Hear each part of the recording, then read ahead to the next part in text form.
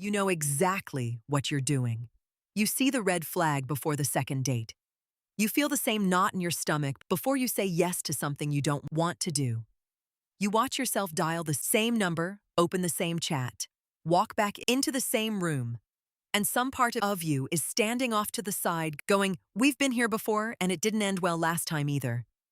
So why do we do it anyway? Not because we're broken, not because we're stupid.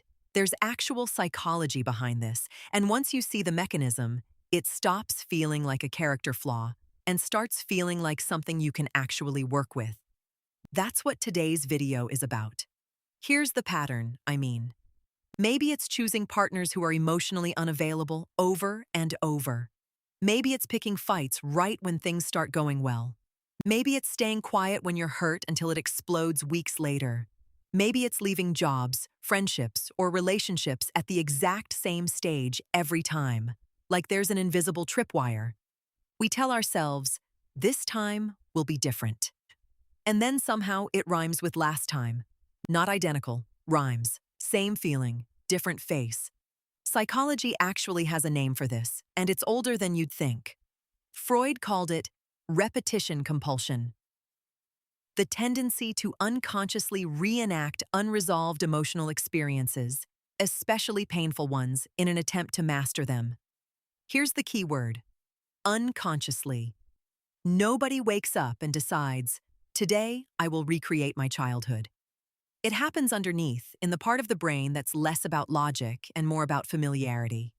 Because here's the strange twist: our nervous system doesn't actually prioritize happiness. It prioritizes familiarity. Familiar feels safe, even when familiar is painful.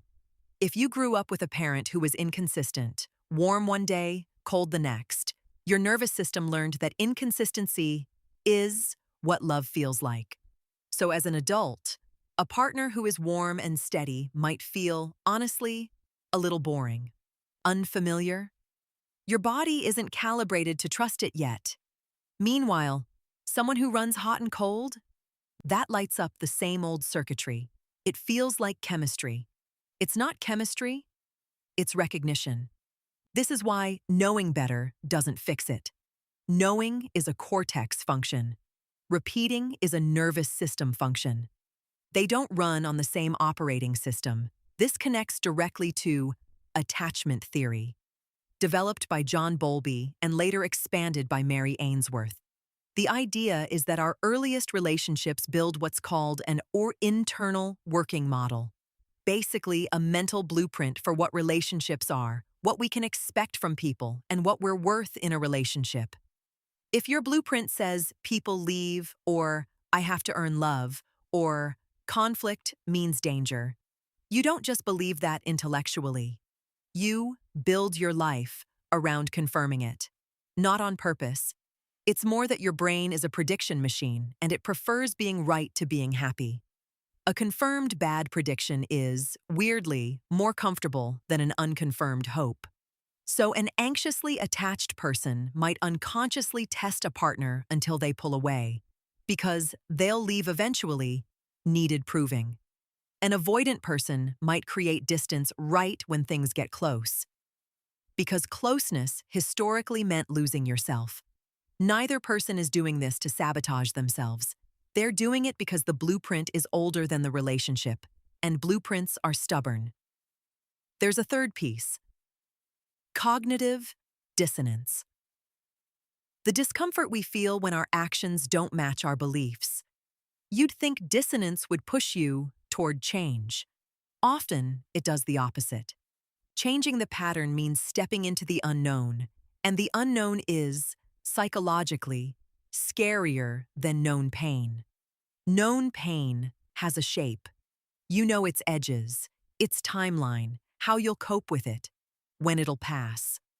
Unknown pain, the pain of doing something genuinely new, has no map.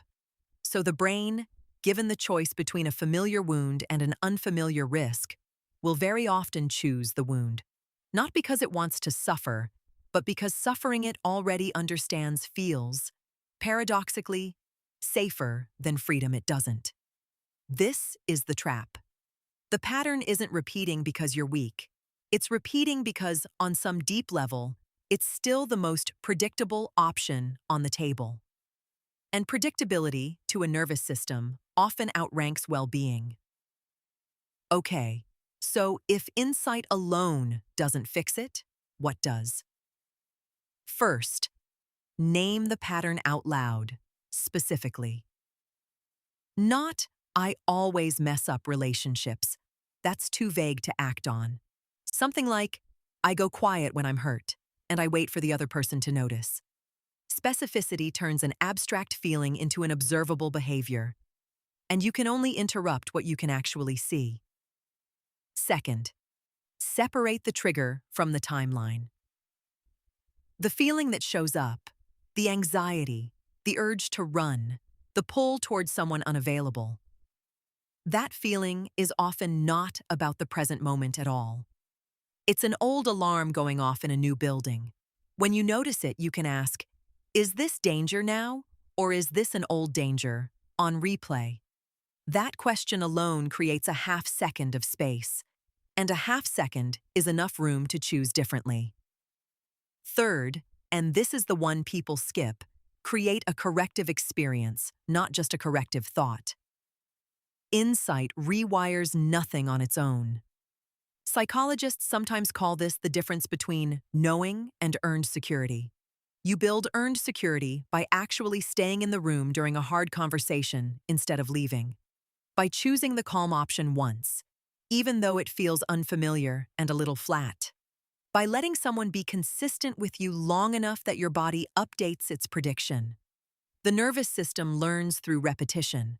So the fix, fittingly, is also repetition. Just pointed at something new. Fourth, expect it to feel worse before it feels better.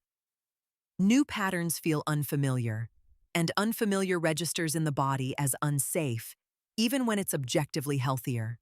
That discomfort isn't a sign you're doing it wrong. It's a sign you're doing something your nervous system hasn't filed under normal yet. If there's one thing I want you to know, it's this. Breaking a pattern was never really a willpower problem. You're not failing at self-control. You're renegotiating a blueprint that was drawn up before you had any say in it, usually before you could even talk. That reframe matters, because shame keeps patterns alive. Shame says, something is wrong with you, and that story is, itself, familiar and safe in the exact same way the original pattern was. Compassion is actually the more disruptive choice. Compassion says, this made sense given what you learned to expect, and it can still change. That sentence alone is a small act of rebellion against the loop. So the next time you catch yourself mid-pattern, mid-text you shouldn't send, mid-silence you're keeping, mid-door you're about to walk, through, again, try not to ask, why am I like this? Ask instead, what did this used to protect me from? And do I still need that protection now? That question won't fix everything in one sitting. But it's the first thread you pull on. And patterns, like anything woven tightly, come apart one thread at a time. If this helped you see your own loop a little more clearly, stay a while. This channel is built entirely around this kind of work. Relationships, psychology, and the patterns underneath both. Subscribe if you want more of this, and I'll see you in the next one.